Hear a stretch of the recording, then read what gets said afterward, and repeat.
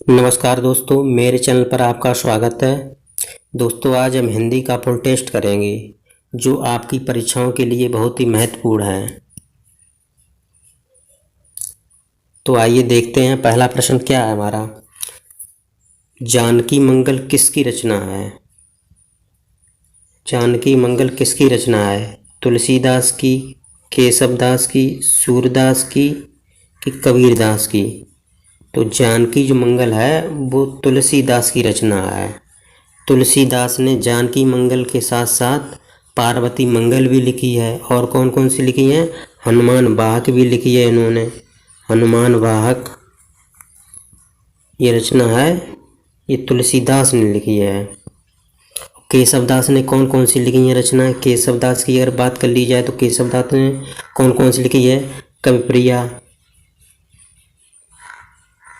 कविप्रिया, रसिक प्रिया, रामचंद्र का ये इन्होंने लिखी है केशवदास ने। और सूरदास ने कौन कौन सी लिखी हैं? सूर सारावली, सूर सागर, साहित्य लहरी, ये सूरदास की रचनाएं हैं। और कबीरदास ने क्या क्या लिखा है? साकी शबद, ये कबीरदास ने लिखा है।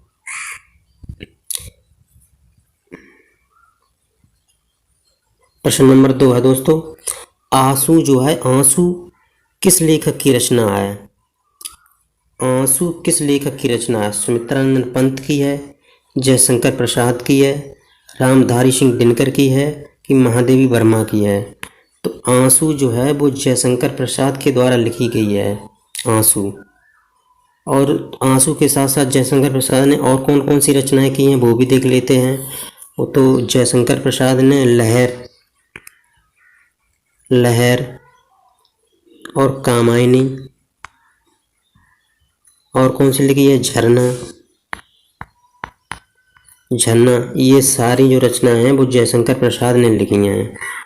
और रामधारी सिंह दिनकर ने कौन कौन सी लिखी हैं? रामधारी सिंह दिनकर ने उर्वशी, बहुत ही फेमस इनकी रचना है। कुरुक्षेत्र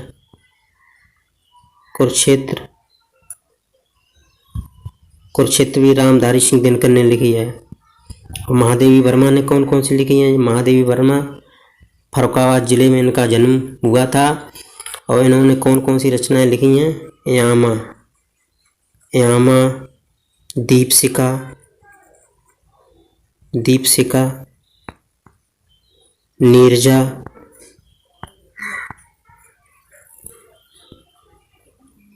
तो इसका राइट आंसर क्या? ऑप्शन नंबर 20 का राइट आंसर हो जाएगा। आंसू जो है वो जयशंकर प्रसाद के द्वारा लिखी गई है।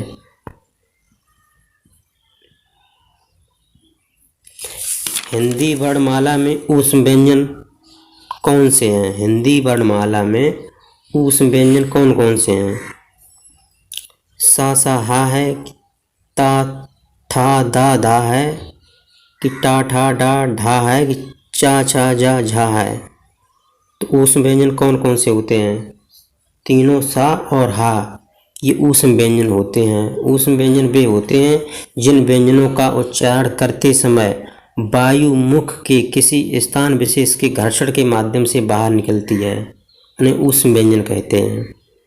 ठीक है, तो इसका राइट आंसर ए हो जाएगा। प्रश्न नंबर 4 है, महाप्राण ध्वनियाँ व्यंजन वर्ग में किससे संबंधित हैं? पहला दूसरा से, दूसरा तीसरा से, दूसरा चौथा से, पहला चौथा से। तो महाप्राण ध्वनियाँ जो हैं वो दूसरा और चौथा जो वर्ग के पहला और दूसरा जो होते हैं चरण, वो ही महाप्राण ध्वनियाँ होती हैं। जैसे का, खा, गा, घा, ढ़ा, चा, छा, जा, झा और यहाँ जो दूसरा वर्ण है ये दूसरा और ये चौथा वर्ण, यही महाप्राण होते हैं। यही जो हैं वो महाप्राण होते हैं। तो हमारा राइट आंसर सी हो जाएगा। दूसरा और चौथा वर्ण होते हैं वो महाप्राण ध्वनियाँ होती हैं।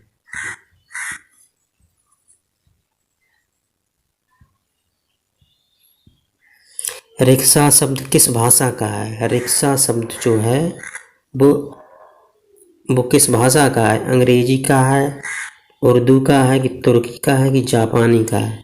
तो रिक्शा शब्द है वो जापानी भाषा का शब्द है, जापानी भाषा का शब्द है रिक्शा।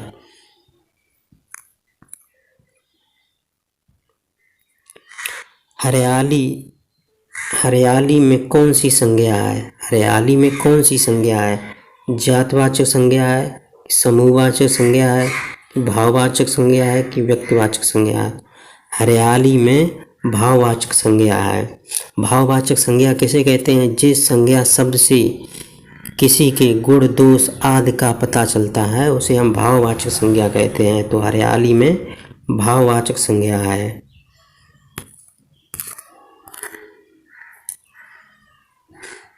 उच्चारण का सही संधि विच्छेद क्या है? ऑप्शन ए उच्च धनचारण, उत धनचारण, उच्च धनचारण, की उत धनचारण? तो इसका राइट आंसर क्या हो जाएगा? उत धनचारण। ऑप्शन नंबर डी इसका राइट आंसर हो जाएगा, उत धनचारण।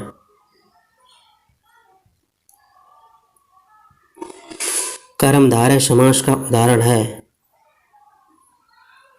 गगनचुंबी, पाठशाला, श्वेत पत्र, कि नीलकंठ?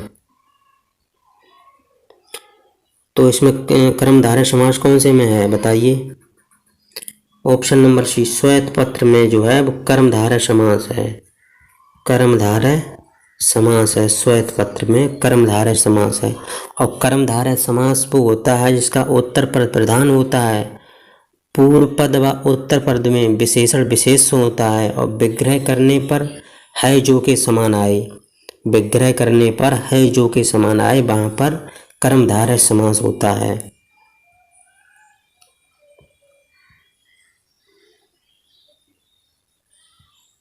रचना की दृष्टि से धातु के कितने भेद हैं?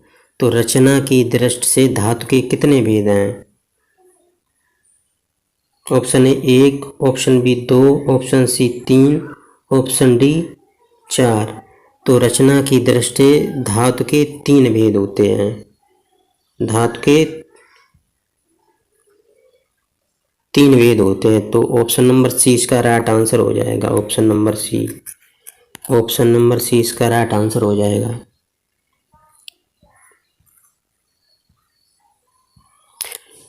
द्विज के अनेकार्थी शब्दों में से निम्नलिखित में कौन सा एक शब्द नहीं है? तो द्विज के अनेकार्थी शब्द इसमें पूछे गए हैं।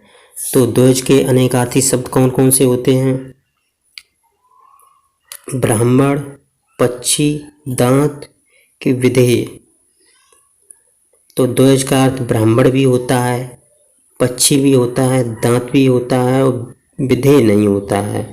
तो हमारा राइट आंसर हो जाएगा ऑप्शन नंबर डी, ये विधेय नहीं हुआ।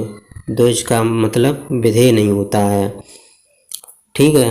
और द्विज का मतलब, और द्विज के और कौन कौन से होते हैं? द्विज माने अंडज, अंडज होता है उसको भी द्विज कहते हैं। प्राणी को भी द्विज कहते हैं, प्राणी। चंद्रमा को भी द्विज कहते हैं, चंद्रमा को भी द्विज कहते हैं।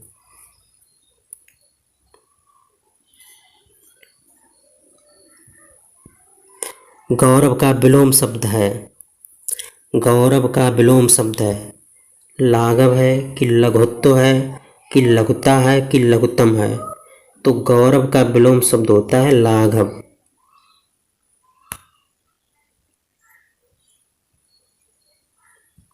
ये बताइए दोस्तों, ये बहुत ही महत्वपूर्ण प्रश्न है। कामाक्षी का पर्यायवाची शब्द है, कामाक्षी का पर्यायवाची शब्द पूछ रहा है। तो सुंदरी है, कि दुर्गा है, कि मछली है, कि लक्ष्मी है? तो कामाक्षी का मतलब क्या होता है? कामाक्षी, कामाक्षी का मतलब होता है दुर्गा, दुर्गा का पर्यायवाची है कामाक्षी। और दुर्गा का क्या होता है? अजा, अजा दुर्गा को कहते हैं। और भवानी भी दुर्गा को कहते हैं, अभया दुर्गा को कहते हैं। और धात्री भी दुर्गा को कहते हैं। तो इसका राइट आंसर बी हो जाएगा। कामाक्षी का पर्यायवाची शब्द दुर्गा है। पूछ लिया जाए मछली को मीन कहते हैं, सफरी कहते हैं मछली को, और क्या कहते हैं, झस मछली को कहते हैं, जल जीवन, ये सब मछली के पर्यायवाची हैं। प्रश्न नंबर 13 है, आड़े समय पर काम आना का अर्थ है। आड़े समय पर काम आना का अर्थ है क्या है? मुसीबत में सहायक होना, इनकार करना, हत्या करना, सिफारिश करना। तो आड़े समय पर जो काम आता है उसे मुसीबत में सहायक कहते हैं, यानी कि किसी की मुसीबत में सहायता करना है, वो आड़े समय पर काम आना का अर्थ होता है। प्रिय शब्द का तद्भव शब्द है। प्रिय शब्द का तद्भव शब्द है। प्रिय का तद्भव क्या है? पिया है कि प्रेम है कि प्रिया है कि प्यार है? तो प्रिय का तद्भव शब्द है पिया।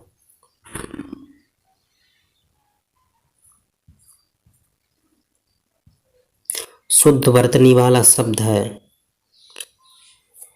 इसमें से आपको शुद्ध वर्तनी पता करनी है। शुद्ध वर्तनी वाला शब्द क्या है? धोबिन है कि धोबिनी है कि धोबनी है कि धोबिन है? तो इसमें धोबिन, ये धोबिन है, ये शुद्ध है। हमेशा धोबिन ऐसा लिखा जाता है, धोबिन। ये सारी गलत हैं, ये गलत हैं।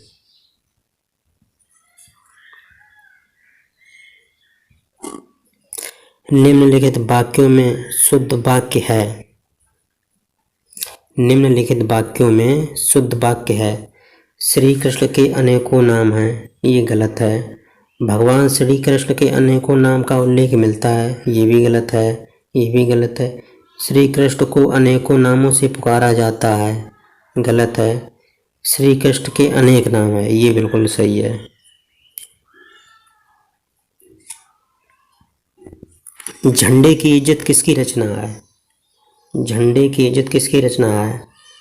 सुभद्रा कुमारी चौहान की है कि महादेवी वर्मा की है कि भारतेंद्र हरिश्चंद्र की है कि हरवंश राय बच्चन की है? तो झंडे की इज्जत जो है वो सुभद्रा कुमारी चौहान ने लिखी है। सुभद्रा कुमारी चौहान ने और कौन कौन सी रचनाएं लिखी हैं? झांसी की रानी, और कौन सी लिखी है? त्रिधारा, और कौन सी लिखी है? मुकुल, जलियांवाला बाग,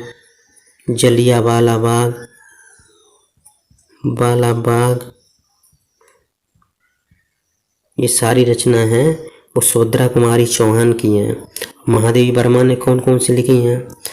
निहार, नीरजा, सांदगीस, दीपशिखा, और कौन सी लिखी? यामा, रश्मि, ये महादेवी वर्मा की हैं। और हरवंश राय बच्चन की कौन कौन सी हैं? मधुशाला, मधुकलश, मधुबाला, ये हरवंश राय बच्चन की हैं।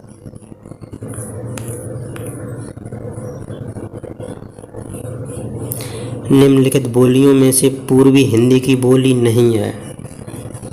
अवधी नहीं है कि छत्तीसगढ़ी, भोजपुरी की बघेली? पूछ रहा है पूर्वी हिंदी की बोली नहीं है। तो पूर्वी हिंदी की बोली अवधी भी होती है, छत्तीसगढ़ी भी होती है, बघेली भी होती है, लेकिन भोजपुरी जो है ये पश्चिमी हिंदी की है। ये पश्चिमी क्षेत्र में बोली जाती है भोजपुरी। बिहार के साइड में न, बिहार में तो मगही बोली जाती है, लेकिन ये पश्चिमी साइड में भोजपुरी बोली जाती है।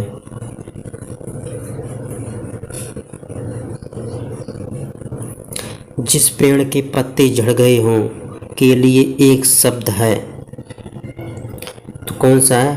परपड़ है कि अपड़ा है कि पत्रहीन है कि अपत है? तो जिस पेड़ के पत्ते झड़ जाते हैं उसे अपत कहा जाता है। अपत। उसे अपत कहा जाता है, जिस पेड़ की पत्ते झड़ जाते हैं।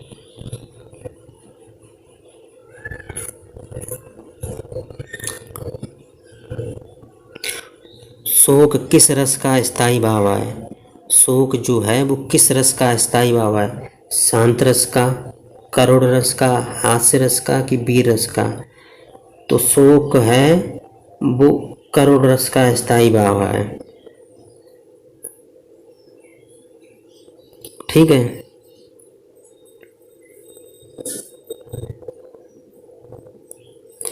प्रश्न नंबर 21, मुदित महीपत मंदिर आए, सेवक सचिव सुमंत बुलाए, पंक्ति में कौन सा अलंकार है?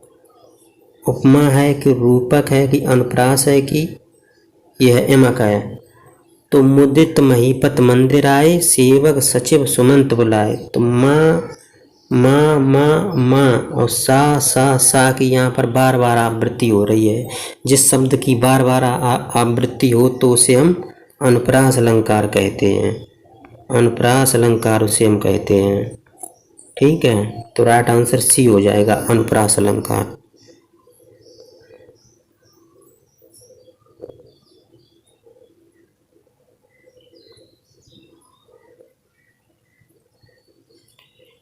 सरीका शब्द में विशेषण है। सरीका शब्द में विशेषण है।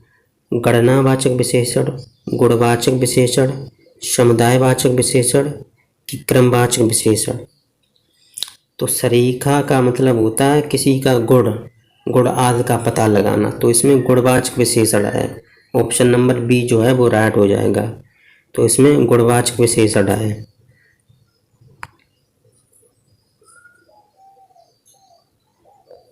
हिंदी किस भाषा परिवार की बोली है?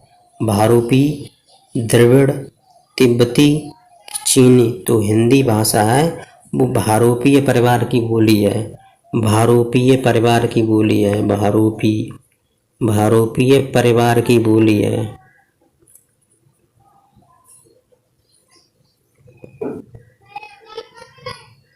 कान का कच्चा होना मुहावरे का अर्थ है। कान का कच्चा होना मुहावरे का अर्थ है। तो बहरा होना, सुनी सुनाई बातों पर विश्वास करना, सभी पर विश्वास करना, कम सुनाई देना। तो कान का कच्चा होना का दूसरों की बातों पर विश्वास करना, यानी कि सुनी सुनाई बातों पर विश्वास करना, उसको कहते हैं कान का कच्चा होना। स्थावर का विलोम शब्द है। स्थावर का विलोम शब्द क्या है? सचल है कि चंचल है कि चेतन है कि जंगम है? तो स्थावर का विलोम शब्द जो है वो जंगम होता है, जंगम। तो दोस्तों वीडियो को लाइक अवश्य कर देना और चैनल को सब्सक्राइब कर लेना।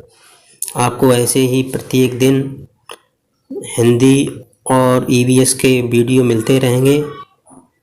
तो जिन लोगों ने चैनल को सब्सक्राइब नहीं किया है वो लोग चैनल को सब्सक्राइब जरूर कर लें और वीडियो को लाइक अवश्य कर लें।